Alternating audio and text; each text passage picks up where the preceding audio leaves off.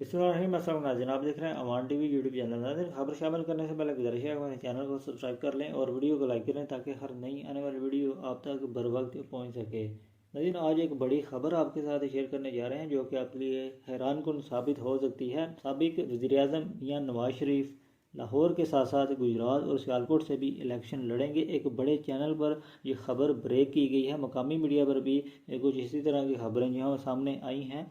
कायद मुस्लिम league नून और साबिक वज़ीर-ए-आज़म मियां नवाज शरीफ के बतौर इंतखाब लड़ने के लिए हल्के का चुनाव कर लिया गया है। नवाज शरीफ को लाहौर समेत दीगर 2 शहरों से इंतखाबात लड़ने की तजवीज़ दी गई है। गुजरात में चौधरी अब्दुल रज़्ज़ाक कोटला और सियालकोट में राना शमीम के हल्के में मुस्लिम लीग नून की पोजीशन मजबूत है और नवाज शरीफ गुजरात और सियालकोट से भी इलेक्शन लड़ेंगे।